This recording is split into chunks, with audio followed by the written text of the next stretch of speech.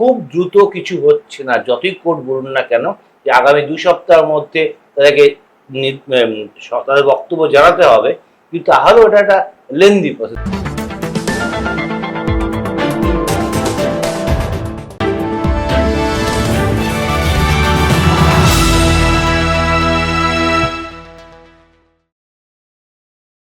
তৃণমূলের প্রতীকে জিতে এনসিপিআইতে যোগ দেওয়া 20 জন বিদ্রোহী সাংসদকে নোটিশ পাঠালো শীর্ষ আদালত। অভিষেক বন্দ্যোপাধ্যায়ের দায়ের করা দলত্যাগ বিরোধী মামলায় প্রধান বিচারপতি সূর্যকান্ত বিচারপতি জয়মাল্য বাগচির বেঞ্চ এই নির্দেশ দেয়। স্পিকার ওম বিড়লা ইতিমধ্যেই নোটিশ দিয়েছেন বলে জানান এসজি তুষার মেহতা। কোর্ট জানায় শুধু নোটিশ নয়, সময় বেঁধে নিষ্পত্তি চাই। 2 সপ্তাহের মধ্যে জবাব না দিলে সদস্যপদ খারিজের পথে হাঁটতে হতে পারে। তালিকায় কাকলি থেকে সুদীপ সহ 20 জন। সুপ্রিম কোর্ট আজ একটা রায় দিয়েছে যে এনসিপিআই যে 20খানা সাংসদ আছে তাদেরকে একত্রিত হতে বলেছে 2 সপ্তাহের মধ্যে স্পিকার এবং সলিসিটর জেনারেলের সাথে, এবং তাদের বক্তব্য পেশ করতে বলা হয়েছে। আমার প্রশ্ন, এবার তারা সবাই হাত পা ধরে কি আপনি কি মনে করেন এবার তারা সবাই হাত পা ধরে মমতা ব্যানার্জির কাছে ফেরত আসতে চাইবে, নাকি একত্রিত হয়ে তাদের নিজস্ব বক্তব্য পেশ করবে? দেখুন, এটা একটু বোধহয় আমাদের বুঝতে ভুল হচ্ছে। প্রধান বিচারপতি সূর্যকান্তের নেতৃত্বাধীন 3 বিচারপতির বেঞ্চ আজ যে অবজারভেশনটা বলেছেন, অভিষেক বন্দ্যোপাধ্যায়ের মামলায় বলা হয়েছিল যে তাদেরকে নোটিশ দেওয়া হোক, তাদেরকে সমন করা হোক, এইসব বলা হয়েছিল। কিন্তু তখন বিচারপতিরা মন্তব্য করেছেন এটা শুধু নোটিশ দেওয়ার বিষয় নয়, এটা নির্দিষ্ট সময়ের মধ্যে শেষ করতে হবে, মানে ফয়সালা করতে হবে। এবং সেক্ষেত্রে কোর্ট যেটা বলেছে যে যারা তৃণমূল থেকে জিতেছিল, নির্বাচিত হয়েছিল তৃণমূলের টিকিটে, এবং পরবর্তীকালে যারা নিজেদেরকে এনসিপিআই সাংসদ বলে ঘোষণা করেছেন, তাদেরকে তাদের লিখিত বক্তব্য জানাতে হবে, এবং সেটা একসঙ্গে হবে না আলাদাভাবে হবে সেটা কিন্তু ক্লিয়ার করে বলা হয়নি। পাশাপাশি যেহেতু তুষার মেহতা সলিসিটর জেনারেল এটা মামলাটা সওয়াল করছেন স্পিকারের হয়ে, ওম বিড়লার হয়ে, সেখানে বলা হয়েছে যে সেক্ষেত্রে স্পিকার ওম বিড়লা এবং লোকসভার সেক্রেটারি জেনারেল তারও বক্তব্য জানা হতে পারে। এটা সুপ্রিম কোর্টের অবজারভেশন আজকে, যেটা বলা কোনো রায় বা মামলার কনক্লুশন কিছু আসেনি আজকে, এবং 2 সপ্তাহ পর পরবর্তী শুনানি হবে এটাও বলা হয়েছে। এখন আপনি এটা বলতে পারেন এরপরে কি হতে পারে। দেখুন, অনেক কিছু হতে পারে। যেমন একটা হতে পারে যে প্রত্যেকে আলাদা আলাদাভাবে প্রায় একই গতে তারা বক্তব্য পেশ করলেন, অথবা তারা একসঙ্গে বক্তব্য পেশ করেন। কারণ কোর্টের বা আদালতের নির্দেশে আজকে এটা বলা হয়েছে, কোথাও বলা হয়নি যে একসঙ্গে বক্তব্য পেশ করতে হবে না আলাদা বক্তব্য পেশ করতে হবে। এটা ক্লিয়ার নাই, ফলে এটা একটা ফাঁক রয়ে যাচ্ছে। তারা সুবিধা নিতে পারেন অথবা নাও নিতে পারেন, সেটা আমাদেরকে বলতে পারেন। অন্যদিকে যেহেতু সরাসরি স্পিকারের মতামত জানতে চাওয়া হয়নি বা তাকে রিপোর্ট তলব করা হয়নি, স্পিকার কি বলছেন সেটাও দেখতে হবে আমাদেরকে। আমাদের মাথায় রাখতে হবে এটাই যে অভিষেক বন্দ্যোপাধ্যায় এই যে 20 জন সাংসদের সদস্যপদ খারিজ করার জন্য বারবার ওম বিড়লার কাছে শরণাপন্ন হয়েছেন। প্রথমে চিঠি দিয়েছেন, তারপরে পার্সোনালি দেখা করে কথা বলেছেন, এবং তার দাবি ছিল যে ওম বিড়লা স্পিকার তাকে নাকি সদুত্তর দিতে পারবেন, মানে সেটা অভিষেক বন্দ্যোপাধ্যায় বেরিয়ে এসে দাবি করেছেন এমনটাই। এবং সাম্প্রতিককালে বিভিন্ন সময় সোশ্যাল মিডিয়াতে এটা নিয়ে তিনি বারবার সরব হয়েছেন যে যারা তৃণমূল ছেড়ে যে 20 জন এমপি এনসিপিআইতে চলে গেছেন তাদের নিয়ে তারা কেন গেছেন, তাদের কেন দলত্যাগ বিরোধী আইন তাদের ক্ষেত্রে কার্যকর হবে না, এই বক্তব্য নিয়ে অভিষেক বন্দ্যোপাধ্যায় এবং মমতা বন্দ্যোপাধ্যায় বারবার সরব হয়েছেন। কিন্তু আপনি লক্ষ্য করে দেখেন তাহলে বলতে হবে যে মমতা বন্দ্যোপাধ্যায় কিন্তু এই দলত্যাগীদের সম্পর্কে একটু হলেও নরম। আপনি এই গতকাল মানে সোমবার উনি যেটা ফেসবুক লাইভ করেছেন বা তার আগের দিন যে ফেসবুক লাইভ করেছেন, সেখানে কিন্তু আগে এই দলত্যাগীদের সম্পর্কে কোনো কঠোর কথা বলেননি, মন্তব্য করেননি। আসলে দরজাটা খোলাই আছে। কারণ এটা নিয়ে কেন এই একসঙ্গে 20 জন সদস্য সংসদ সদস্য ভোটের রেজাল্ট হওয়ার 1 সপ্তাহের মধ্যে রাতারাতি সব বিবেক জেগে গেল, রাতারাতি দলত্যাগ করে এনসিপিআই হয়ে গেল, বিজেপির সঙ্গে মিটিং করে ফেললো, এনডিএর সঙ্গে মিটিং করে ফেললো, বা প্রাইম মিনিস্টারের সঙ্গে মিটিং করে ফেললেন, এটা তো সহজ ব্যাপার নয়। সব এর পিছনে একটা বড় অঙ্ক আছে, রাজনীতির অঙ্কটা। বিশেষ করে যেখানে সুদীপ বন্দ্যোপাধ্যায়, কাকলি ঘোষ দস্তিদার, শতাব্দী রায়ের মতো বড় মাথারা আছে। বড় মাথা আমি এই জন্য বলছি, এরা বেশ কয়েকবার সংসদ সদস্য হয়ে গেছেন, ফলে সংসদীয় রীতি নীতি থেকে রাজনীতি সবটা ওরা অনেকটাই ভালো বোঝেন। আর সবাই নিজেদেরকে ভালো রাখতে চান, কি আর নিজেদেরকে খারাপ রাখতে চান। তারা কি জানতেন না যে এটা করলে দলত্যাগ বিরোধী আইন হবে, এবং আদপেই দলত্যাগ বিরোধী আইন এক্ষেত্রে কার্যকর করা হবে কি না। এরকম একটা সাম্প্রতিক ঘটনা ঘটে গেছে পশ্চিমবঙ্গ। ঋতব্রত বন্দ্যোপাধ্যায়ের ক্ষেত্রে দেখা গেছে যে তিনি বিধানসভায় বিরোধী দলের নেতা থাকতে পারবেন কি না, এটা এখনো পর্যন্ত টেম্পোরারিলি আদালত স্পিকারের উপর ছেড়ে রেখেছে।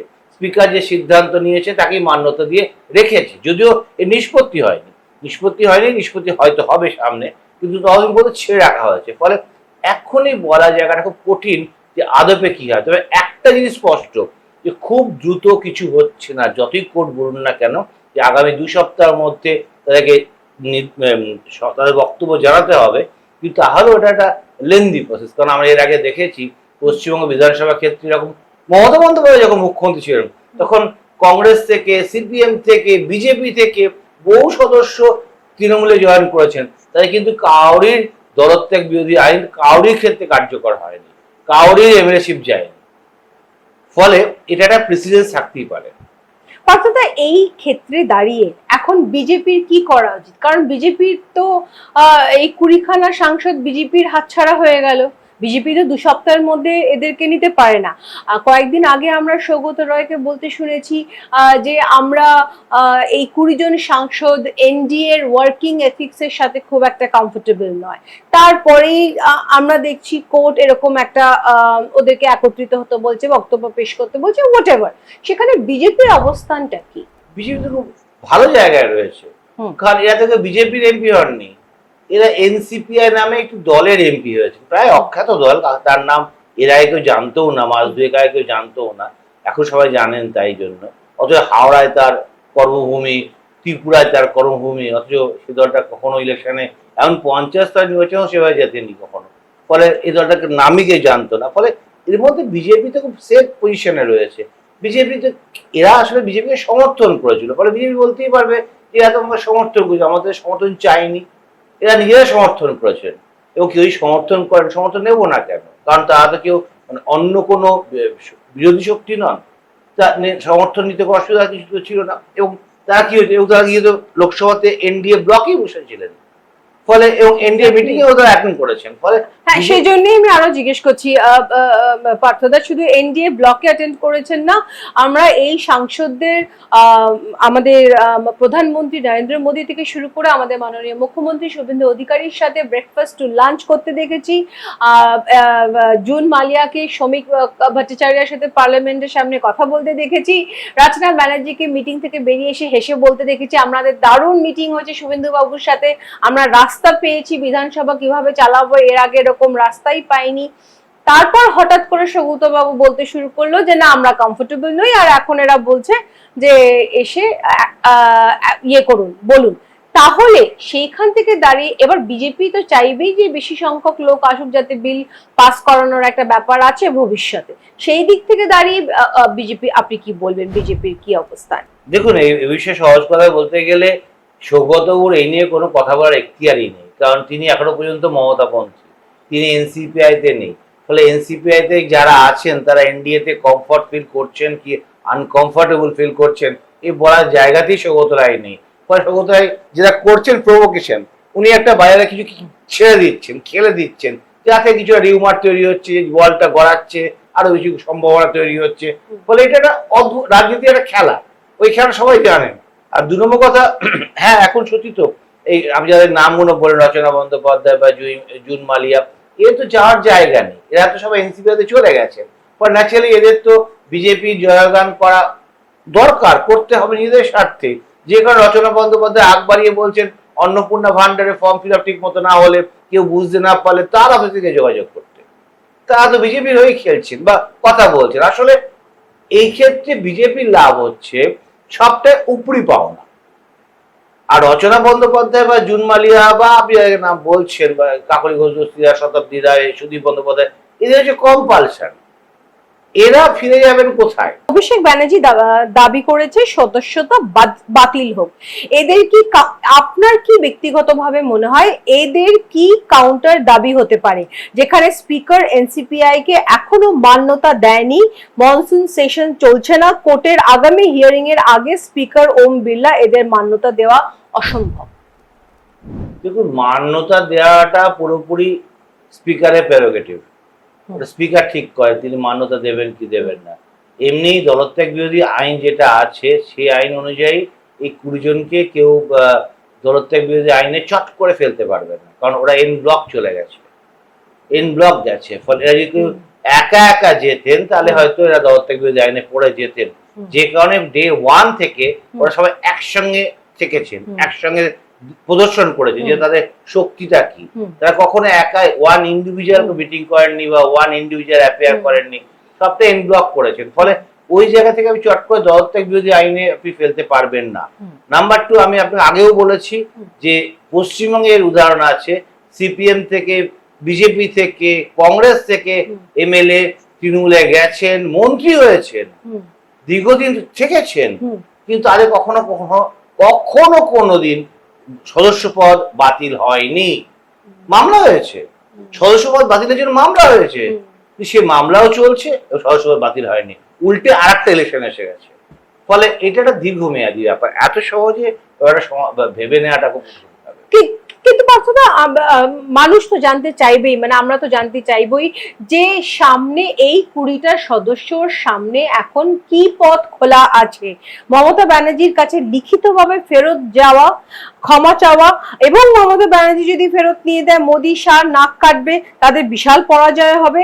আর যদি মমতা না ফেরত নেয় আবার 20টা সিটের নির্বাচন, কোনটা হবে বলে আপনি ব্যক্তিগতভাবে একজন রাজনৈতিক বিশ্লেষক হিসেবে আপনি ব্যক্তিগত ভাবে কি মনে করেন?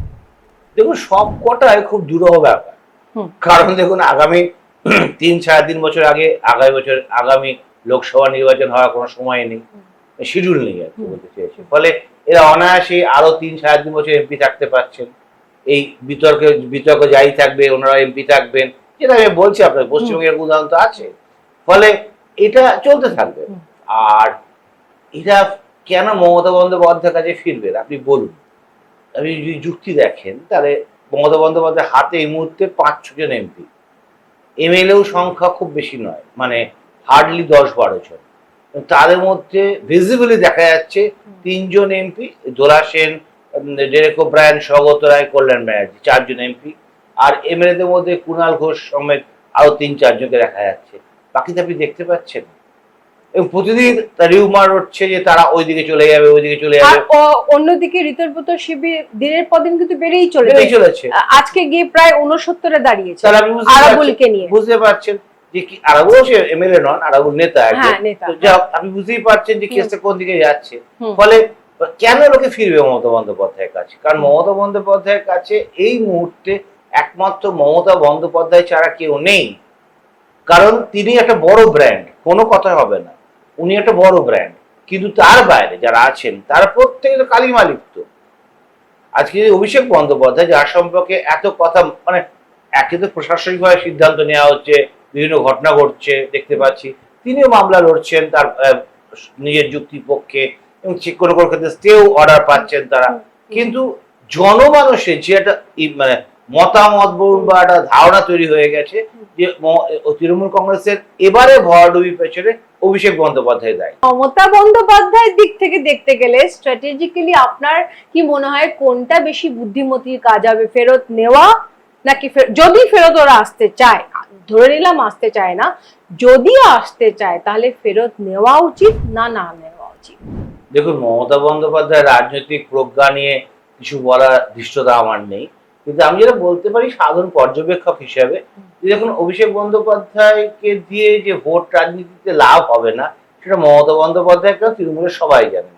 যে কারণে এই প্রায় ক্ষয়িষ্ণু দলে কুণাল ঘোষ সরাসরি অভিষেক বন্দ্যোপাধ্যায়ের সামনে আঙুল তুলতে পারছেন, যেটা 3 মাস আগেও কেউ ভাবতে পারতো না। কল্যাণ বন্দ্যোপাধ্যায় প্রকাশ্য সভাতে অভিষেক বন্দ্যোপাধ্যায়ের বিরুদ্ধে বলছেন।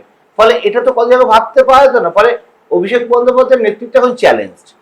এখন এটা হচ্ছে অভিষেক বন্দ্যোপাধ্যায় চিকিৎসার জন্য বাইরে যেতে চাইছেন, এটা এক ধরনের, যদি তার পক্ষে রাজনৈতিকগতভাবে ভালো হতে পারে যে তিনি রাজনীতি থেকে দূরে আছেন, তিনি এমন হতে পারেন যে তিনি চিকিৎসা করার পর ওই দেশেই রয়ে গেলেন, বা আসা যাওয়ার মধ্যে থাকলেন, জাতীয় স্তরে খেলাধুলা করলেন, মানে রাজনীতিটা করলেন, রাজ্য রাজনীতিতে আগ বাড়ালেন না।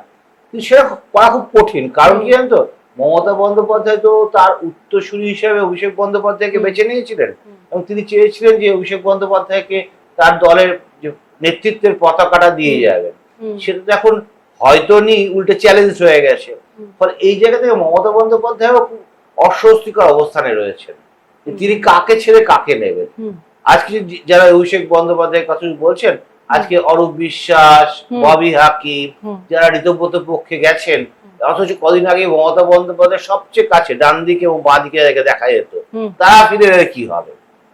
এখন রাজনীতিটা সবটাই তো মানে ভবিষ্যতে খেলা, সেখানে আজকের দিনে দাঁড়িয়ে বলা খুব কঠিন মমতা বন্দ্যোপাধ্যায়ের পক্ষে কোনটা সঠিক হবে, দলে নেওয়া না না নেওয়া। পার্থদা, 2 সপ্তাহের পর ধরে নেওয়া যাক 20 জনের সদস্যতা খারিজ হলো, তাহলে ঋতব্রত গোষ্ঠী কি অটোমেটিক্যালি ভেঙে যাবে?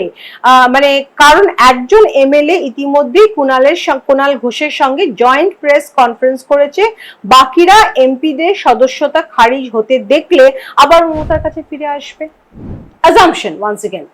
আপনি আবারও বলছেন সম্ভাব্য বিষয়গুলো আমি আপনাকে এই কারণে বলছি, যে যুক্তিতে আমি বলছি ওরা এন ব্লক চলে গেছে, সেই একই যুক্তিতে ঋতব্রতর পক্ষেও এন ব্লক গেছে। এবার তৃণমূল কংগ্রেসের যতজন এমএলএ এ রাজ্যে জিতেছেন, তাদের তো এখনকার হিসাবেই দেখা যাচ্ছে যে প্রায় 85% চলে গেছে ঋতব্রতর দিকে। ফলে 2/3 যে দল বিরোধী ব্যাপার স্যাপার কথা বলা হয়, সেটা এর প্রযোজ্য হচ্ছে না। ফলে আপনি এটা কিছুই বলতে পারবেন না। এর ওপর একটা আছে, সেটা আপনি বলছেন না বা হয়তো এখানে উচ্চারণ করা হয়নি, সেটা হচ্ছে শোভনদেব চট্টোপাধ্যায়কে বিরোধী দল নেতা নির্বাচন করে তৃণমূল কংগ্রেসের তরফে যেটা স্পিকারের কাছে জমা দেওয়া হয়েছিল, সেখানেও ফোর্জারি করা হয়েছিল বলে অভিযোগ উঠেছে, এবং এটা নিয়ে মামলা চলছে। ফলে তৃণমূলও যে খুব একটা মানে কালীঘাটপন্থী বা মমতা বন্দ্যোপাধ্যায় পন্থী তৃণমূল যে খুব একটা সুবিধাজনক অবস্থানে আছে এমনটা নয়। বিরোধী দলনেতা হিসেবে থাকবে কিনা তার উপর যে স্টে অর্ডার ছিল, সেটা কিছুদিন আগে, আর আমার মনে হয় 1 সপ্তাহ আগে স্টে অর্ডারটা তুলে নেওয়া হয় 2 মাসের জন্য, এবং বলা হয় 2 মাসের মধ্যে অ্যাপয়েন্টমেন্ট লেটার দেওয়া হবে। তো এটা কি কোথাও না কোথাও ইঙ্গিত দিচ্ছে যে ঋতব্রত ব্যানার্জি বিরোধী দলনেতা হিসেবে ফাইনালি দাঁড়িয়ে থাকবে? না, ফাইনালি কথাটা বলার জায়গায় আমরা কেউ নেই, কারণ এটা পুরোপুরি আদালতের পর্যবেক্ষণ, আদালতের বিষয়।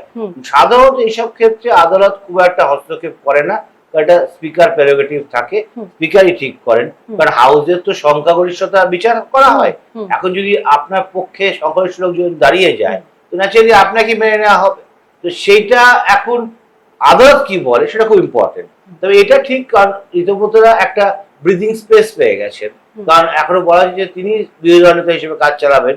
উল্টো দিকে শোভনদেব চট্টোপাধ্যায়রা কিন্তু এখনো পর্যন্ত কোনো অ্যাকসেপ্টেন্স পাননি, এবং আপনি হিসাব করে দেখেন যে পাবলিক অ্যাকাউন্টস কমিটি, পিএসসি যেটাকে বলি আমরা, সেখানেও কিন্তু ঋতব্রতপন্থীদের যা মতামত ছিল, শুধু তাই না, পিএসসি শুধু অন্যান্য কমিটি গঠনেও ঋতব্রতপন্থীরা যা যা সুপারিশ করেছিল প্রায় সবগুলো মেনে নেওয়া হয়েছে, যে কারণে কুণাল ঘোষ এবং অন্যদেরকে বলতে হচ্ছে যে তৃণমূল কংগ্রেসের কোনো সুপারিশ বিধানসভার কমিটি গঠনে মানা হয়নি। তাহলে ওখানে তো একটা ইঙ্গিত আছে আপনার যে কি হতে যাচ্ছে। আমরা যেহেতু বিষয়টা আদালতের বিবেচনাধীন এবং বিচারাধীন, কিন্তু আমরা সবটা বলতে পারি না, কিন্তু আমরা ঘটনা পরম্পরা তো দেখতে পাচ্ছি, ওগুলো তো আটকে রাখা হয়নি। ওই কমিটির যে চেয়ারম্যান, কমিটির যে সদস্য যারা হয়েছেন, most of them from Ritabrata Trinamool. তো সেখানে তো তৃণমূলের রিপ্রেজেন্টেশনটা কম, সেটা আমি বলছি না, বলছেন কুণাল ঘোষ, যে অফিসিয়ালি এখনো পর্যন্ত কালীঘাট তৃণমূল বলে নিজেকে পরিচয় দিচ্ছেন। অর্থাৎ এমনকি আমরা কল্যাণ ব্যানার্জিকে আপনার যদি মনে করেন 1-2 মাস আগেও উনি বলছিলেন যে যদিও এই দলের প্রতীক আমরা মমতা ব্যানার্জি এঁকেছেন এই ওই হ্যানাতে না, কিন্তু আমরা জানি, উনি নিজের মুখে ইন্টারভিউতে বলছেন আমরা জানি প্রতীক ঋতব্রত শিবিরেই যাবে, নিজের মুখে এই কথা বলছেন। দেখুন, এই কথাটা কল্যাণ ব্যানার্জি কোনো বিশেষ উদ্দেশ্য নিয়ে বলেছেন কিনা সেটা বলার জায়গা আমি নেই, কারণ মাথায় রাখতে হবে উনি একজন লয়ার, এবং শুধু একদিনের লয়ার না, দীর্ঘদিনের লয়ার। ফলে আইনের মার প্যাচে তিনি কাকে প্রভোগ করার জন্য এরকমটা বলছেন বা কোনো বিশেষ উদ্দেশ্য নিয়ে বলছেন কিনা, বা বিরোধী পক্ষকে ওই আরো গ্যাস খাওয়ানোর জন্য এসব কথা বলছেন কিনা সেসব আমরা জানি না। তবে একটা তো ঘটনা যে মমতা বন্দ্যোপাধ্যায়ের দলে যে প্রথম অবস্থায় যারা ছিলেন তাদের মধ্যে অনেকেই এখন মমতা বন্দ্যোপাধ্যায়ের সঙ্গে নেই। ফলে সেই জায়গাটা থেকে আপনাকে মাথায় রাখতে হবে যে তৃণমূলের যে প্রতীক এবং তহবিল কার হাতে থাকবে সেই বিষয়টা নিয়ে এখনো প্রচুর প্রশ্ন রয়ে গেছে। প্রশ্নটা এই কারণে রয়ে গেছে কারণ কাগজপত্রে সব জায়গায় কিছু গন্ডগোল আছে। যেমন আপনি দেখবেন সাম্প্রতিককালে সোশ্যাল মিডিয়ায় ভাইরাল হয়েছিল যে তৃণমূল কংগ্রেসের প্রতীকটা কার আঁকা। মমতা বন্দ্যোপাধ্যায় দাবি করেন ওই জোড়াফুল প্রতীক তিনি এঁকেছেন, কিন্তু এখন তো একজন শিল্পীও দাবি করছেন তিনি সেটা এঁকেছেন। আবার বাজারে মাঝখানে একটা চর্চা ছিল যে তৃণমূলে মমতা বন্দ্যোপাধ্যায় নতুন করে প্রতীক আঁকছেন, মানে তিনি আর অন্য দল হবে এটা ধরে নিয়েই আর একটা প্রতীক আঁকা শুরু করে দিলেন। আসলে এগুলো সব সবই চর্চা, একটু কোনো বিশ্বাসযোগ্যতা নেই, মানে বিশ্বাসযোগ্য সূত্র থেকে সমর্থন নেই। ফলে আপনি এটা নিয়ে কথা বলতেই পারেন, আলোচনা করতেই পারেন, কিন্তু কনক্লুশন ড্র করা খুব কঠিন, খুবই কঠিন, কারণ সবটাই নির্বাচন কমিশনের হাতে। আর আমি আপনাকে যেটা এর আগেই বললাম, দেখুন কাগজপত্র জমা পড়লো কিন্তু তারপর কি হলো কেউ জানে না। কাউকে ডাকা হলো না, অতিরিক্ত কাগজ দিতে বলা হলো না, দুপক্ষকে সামনাসামনি ফেলা হলো না, ইভেন কত এগোলো সেটা আমরা তো জানি না। অর্থাৎ যেভাবে ধরুন 2 সপ্তাহ বাদে এমপিদের যে খারিজ করে দেওয়া হলো, এগেন ধরে নেওয়া যাক যে খারিজ করে দেওয়া হলো, সেই একই রীতিতে কি এমএলএদেরও খারিজ করে দেওয়া যেতে পারে ভবিষ্যতে? দেখুন, যদি কোনো মামলায় এরকম রায় হয় তবে তো সেটা ভবিষ্যতে রেফার হবে না, হবেই। ভবিষ্যতের ক্ষেত্রে রেফার হয়, হয়তো সব মামলা ক্ষেত্রেই তো হয় যে সুপ্রিম কোর্ট বা এলাহাবাদ হাইকোর্ট বা মুম্বাই হাইকোর্ট বা অন্য কোনো হাইকোর্ট যদি কোনো রায় দেয় সেটা কখনো অন্য আদালতে কি রেফার হয় না, হয়তো। কিন্তু আমি আপনাকে একটা প্রবণতা বললাম যে সাম্প্রতিককালে গত 5 বছরে আমাদের অভিজ্ঞতা হচ্ছে যে পশ্চিমবঙ্গে এরকম অন্তত 15 জন এমএলএ কংগ্রেস, বিজেপি, সিপিএম থেকে তৃণমূলে গেছিলেন এবং নেতা হয়েছেন, মন্ত্রী হয়েছেন, কিন্তু তাদের এমএলএশিপ খারিজ হয়নি। আবার ন্যাশনাল ক্ষেত্রে যদি দেখেন এরকম অনেক মামলা হয়েছে কিন্তু কখনোই সেটা ওই টার্মের মধ্যে শেষ হয়নি। 2 সপ্তাহের মধ্যে কি টিএমসি প্রতীক নির্বাচন কমিশন দিতে পারে ঋতব্রতকে? এত কম সময় এই সিদ্ধান্ত কি সম্ভব? দিলে কি এই 2 সপ্তাহের মধ্যে আবার এনসিপিআই থেকে ঋতব্রত টিএমসি তে চলে আসতে পারে 20টা সাংসদ, নাকি এখন আবার ইলেকশন কমিশন অথবা স্পিকার ওম বিড়লা কোনো চালাকির খেলা খেলবে না, যেটা এক্সপোজ হয় সুপ্রিম কোর্ট, হবে সুপ্রিম কোর্টে? দেখুন, আমি আপনাকে আবারও বলছি, গত মাসে 20 তারিখ ছিল লাস্ট ডেট, তারপরে আজকে এই মুহূর্তে 25 তারিখ, মানে আরো 1 মাস 5 দিন হয়ে গেছে। সেখানে 2 সপ্তাহ মানে 15 দিনের মধ্যে সবকিছু ঠিক হয়ে যাবে, এটা ভাবাটা বোধহয় বড্ড বেশি বাড়াবাড়ি হয়ে যাচ্ছে। শিবসেনা কেস নিয়ে যা বোঝা যাচ্ছে কোর্ট অর্ডার বিরূপ হবেই, হলে শুভেন্দু অধিকারীর ওপরে ঋতব্রত ব্যানার্জি ও মমতা ব্যানার্জির পক্ষ থেকে চাপ বাড়বে নাকি অপোজিশন ভয়ঙ্কর রূপ নেবে? শুভেন্দু অধিকারীর সঙ্গে শিবসেনার সম্পর্কটা মেলানো বোধহয় ঠিক হবে না, কারণ এই মুহূর্তে ভোটের ফল বিচারে অনেকটাই এগিয়ে আছে শুভেন্দু অধিকারী। কারণ এদের সমর্থনের উপর বাঁচতে হয় না এই রাজ্য সরকারকে, উল্টে বরং হিসেব করে দেখেন যেহেতু তৃণমূল দলটাই ছত্রখান হয়ে গেছে, সেদিক থেকে বরং অ্যাডভান্টেজ বিজেপি অন্তত এই রাজ্যে। ফলে এক কাটটাও হয় কি চাপ বাড়াতে পারে, কারণ যেখানে দলনেতা কে হবে সেটা নিয়েই মারপিট হয়, কে বেশিক্ষণ বলবে সেটা নিয়েই মারপিট হয়, সেখানে তারা অপোজিশন হয়ে সরকার পক্ষ বা ট্রেজারি বেঞ্চকে কতটা অস্বস্তিতে ফেলতে পারেন, এবং ফেলতে যে পারেন না তার প্রমাণ আমরা পেয়েছি সাম্প্রতিক বাজেট সেশনে। আপনি এমন কোন উল্লেখযোগ্য বিতর্ক বা ডিবেটের কথা বলতে পারবেন না যেটা বিরোধীদের তরফে হেডলাইন হয়েছে। কি হয়েছে? মার্শাল দিয়ে ডেকে বের করে দেওয়া খবর সামনে এসছে, হাউসের মধ্যে হইহট্টগোলের ছবি সামনে এসছে, ওয়াকআউটের খবর এসছে, বয়কটের খবর এসছে, কাগজ ছেঁড়ার খবর এসছে, স্পিকার দিকে ধেয়ে যাওয়ার খবর এসছে, কিন্তু গঠনমূলক সমাজে যেটা আপনি ইঙ্গিত করতে চাইছেন সে যে সরকারকে চাপে ফেলে দেওয়া, হুম। কোথায় এই সুযোগ?